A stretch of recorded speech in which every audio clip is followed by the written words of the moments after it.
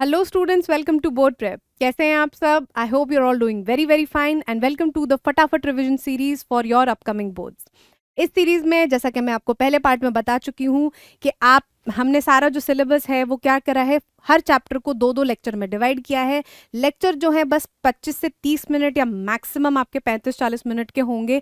उसमें आपका पूरा चैप्टर क्लियर कवर हो जाएगा। इसके बाहर आपको कुछ भी पढ़ने की ज़रूरत नहीं पड़ेगी, क्योंकि हमने क्या किया है, सारे टाइप्स में डिवाइड करा है कि इस पूरे चैप्टर में कितने टाइप के क्वेश्चंस आएंगे। इन टाइप के क्वेश्चंस को आपने कर लिया, आपका काम खत्म हो गया। करने का मतलब ये नहीं है कि रट लिया, उनको कर लिया तो उनके कॉन्सेप्ट्स को समझ लिया, उसके बाद अप्लाई करके प्रैक्टिस क्वेश्चंस को सॉल्व कर लिया, तो गारंटी है कि आपको इसके बाहर कुछ भी पढ़ने की ज़रूरत नहीं पड़ेगी। टाइम वेस्ट किए बिना स्टार्ट करते हैं आज रियल नंबर्स का सेकंड पार्ट, जिसमें हम पढ़ने वाले हैं इर्रेशनल नंबर्स के बारे में। क्लियर? तो इर्रेशनल नंबर्स में सबसे पहले भाई आपके पास में सिर्फ एक थ्योरम है, नोट है, जो भी आप कहना चाहो, कि if p is a prime number and p divides a square, मतलब एक p कोई भी प्राइम नंबर है जो कि किसी नंबर के स्क्वायर को डिवाइड कर रहा है, तो वो नंबर मतलब जो प्राइम नंबर है वो a को भी डिवाइड करेगा। ऐसा हमेशा होगा, चाहे कुछ भी हो जाए। एग्जाम्पल के तौर पे अगर हम लें तो लेट्स से आपका 2 है, ठीक है, और वो 16 को डिवाइड कर रहा है। 16 क्या है? 4 का स्क्वायर है। तो मतलब 2 डिवाइड्स 4 स्क्वायर, कितना आएगा? 8। तो 2 जो है ये मतलब ये थ्योरम के हिसाब से 2 आपका 4 को भी डिवाइड करेगा, that is 2। This is going to be always true. ठीक है, एक आधा और एग्जाम्पल ले लेते हैं। लेट्स से ऐसा नंबर लेते हैं जिसका स्क्वायर कर रहे हैं तो वो खुद भी प्राइम नंबर ना हो। ठीक है, लेट्स से आपका 6 का स्क्वायर ले लेते हैं। ये कितना होता है? 36। हमें पता है कि भाई 3 जो है वो 36 को डिवाइड करता है। 3 को जब हम 36 से डिवाइड 36 को जब हम 3 से डिवाइड करते हैं, हमें क्या मिलता है? 12। अब इस थ्योरम के हिसाब से बोला जा रहा है कि भाई 3 जो है वो 6 को भी डिवाइड करेगा। भाई बिल्कुल करता है। अच्छा, यहाँ पे लिख दिया 6 डिवाइड्स 3। 3 जो है वो 6 को भी डिवाइड करेगा, बिल्कुल करेगा भाई। तो यहाँ से हमें एग्जाम्पल भी मिल गए, प्रूफ भी पता चल गया कि ये बिल्कुल सही बात है। और इसको अप्लाई कैसे करना है, ज़्यादातर क्या होता है ना, जब हम इस तरीके की चीज़ें पढ़ते हैं ना, तो हमारा दिमाग एकदम से रिलेट नहीं कर पाता उनको, है ना। एग्जाम्पल पता चल जाता है कि भाई नंबर में जब अप्लाई कर लेते हैं तो हमें थोड़ा सा क्लैरिटी आ जाती है। ठीक है, तो ये कॉन्सेप्ट अभी हमने यहाँ क्यों पढ़ा है, क्योंकि ये ना हमारे इस प्रूव में काम आने वाला है। ठीक है, एग्जाम्पल के तौर पे हम यहाँ लेने वाले हैं कि हमें √5 जो है वो इर्रेशनल प्रूव करना है, और ये क्वेश्चन आपका CBSE 2023 में भी आया था। देखते हैं भाई इसको प्रूव करने का जो पूरा प्रोसीजर है वो क्या है। सबसे पहले हम क्या करेंगे, using the method of contradiction. अब इसका मतलब क्या है? मेथड ऑफ कॉन्ट्रडिक्शन का मतलब ये है कि आपको जो चीज प्रूव करनी है उसका ठीक उल्टा मान लो कि ट्रू है, और फिर उस अजम्पशन को गलत प्रूव कर दो। ठीक, मतलब हमें बोला क्या गया है कि भाई √5 को इर्रेशनल प्रूव करो। हम कॉन्ट्राडिक्ट करेंगे, हम बोलेंगे नहीं तुम गलत बात बोल रहे हो, √5 तो भाई रैशनल होता है। और फिर एंड में जाके हम बोल देंगे अरे अरे ये तो गलत है, मतलब √5 रैशनल नहीं है, हमसे गलती हो गई भी, हमने गलत मान लिया था। तो √5 जो है वो एक्चुअल में इर्रेशनल ही है। अब रैशनल के अलावा अगर कुछ है तो वो इर्रेशनल ही हो सकता है। ऐसा तो नहीं होगा कि रैशनल नहीं है तो कोई और अनोखा नंबर बन जाएगा, ऐसा कुछ नहीं है। क्योंकि हम देख के आए थे रियल नंबर्स जो है वो सिर्फ 2 पार्ट्स में डिवाइडेड होता है, रैशनल नंबर्स और irrational numbers. Clear? All right. तो using method of contradiction, let us assume that √5 equals to rational. √5 जो है हमने क्या मान लिया? रैशनल मान लिया भाई। This implies that √5 equals to a/b। a/b की फॉर्म में लिख सकते हैं इसको, आप p/q की फॉर्म से भी सॉल्व कर सकते हो, कोई दिक्कत नहीं है। और यहाँ पे a और b क्या होंगे भाई? इंटीजर्स होंगे, इंटीजर्स को बिलोंग करेंगे। इस साइन का मतलब होता है बिलोंग करना, बिलोंग्स टू। और जेड में ये छोटा सा डंडा लगा देते हैं तो ये डिनोट करता है सारे इंटीजर्स के सेट को, ठीक है। ऐसा कुछ खास नहीं है, बस वो जेड को बना रहे थे तो हमने बोला कि भाई जेड और नॉर्मल जेड मतलब रियल ये इंटीजर्स वाला जेड और नॉर्मल जेड को हम कैसे डिफरेंशिएट करेंगे, तो यहाँ पे उन्होंने बस एक ऐसे डंडा सा लगा दिया कि भाई ये वाला जेड जो होगा वो इंटीजर्स के लिए होगा, क्लियर। तो यहाँ पे ए और बी जो है वो क्या है, जेड को बिलोंग कर रहे हैं मतलब इंटीजर्स हैं, और बी जो है वो कभी भी जीरो नहीं हो सकता, बढ़िया हो गया। और ए और बी जो है वो को प्राइम्स हैं। भाई ये जो होती है आपकी मेन प्रॉपर्टी होती है जिसको यूज करके हम यहाँ पे बताएंगे कि भाई नहीं नहीं हमने गलत माना है, ठीक है।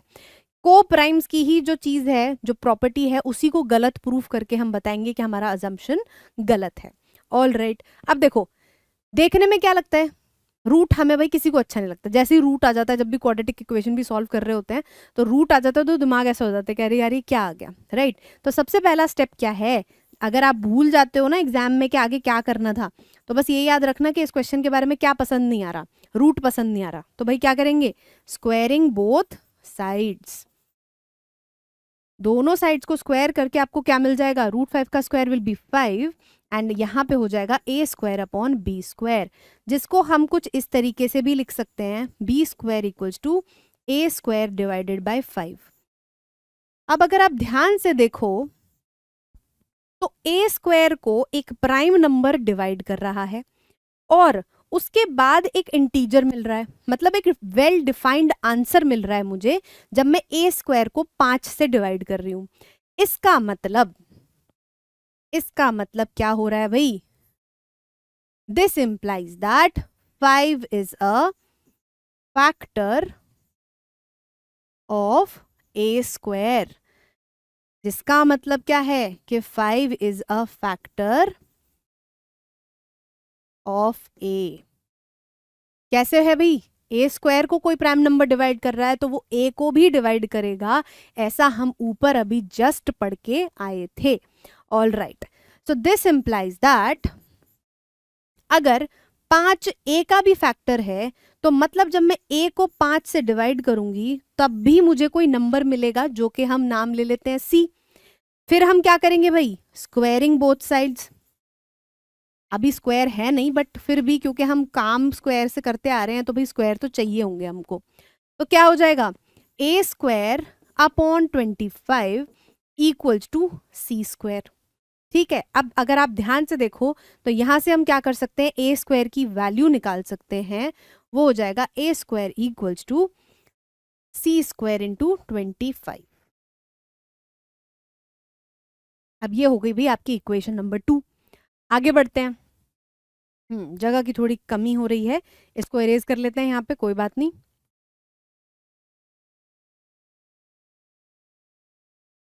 इक्वेशन 1 को एज इट इज रहने देंगे बस। ऑल राइट, यूजिंग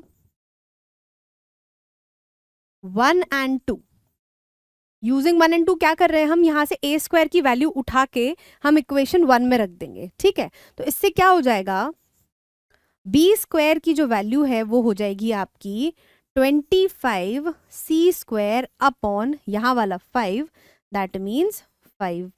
तो यहाँ पे आपका आ गया कि भाई B square equals to 5 C square. अब एक बार जरा इसको भी इरेज कर देते हैं क्योंकि इसका काम खत्म हो गया है यहाँ पे। तो यहां से हमें पता चल रहा है कि B square upon 5 equals to C square.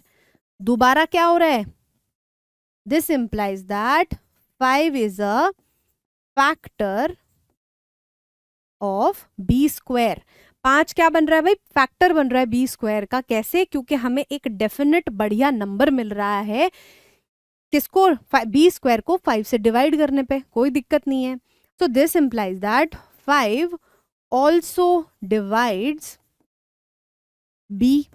भाई 5 क्या कर रहा है, बी को भी डिवाइड करेगा क्योंकि बी स्क्वायर को डिवाइड कर रहा है, 5 प्राइम नंबर है, हम पढ़ के आए हैं ऐसा होता है। तो भाई अगर 5 b का भी फैक्टर है और 5a का भी फैक्टर है, मतलब हमारा जो अजम्पशन था कि a upon b is equals to √5 है और a और b क्या है, को प्राइम्स हैं, वो अजम्पशन वहां पे गलत हो गया। इसका मतलब this implies that since 5 is a common factor of a and b, they are not co-primes. This implies that our assumption was wrong. This implies that √5 is irrational. ये हो गया भाई आपका हेंस प्रूव्ड खत्म।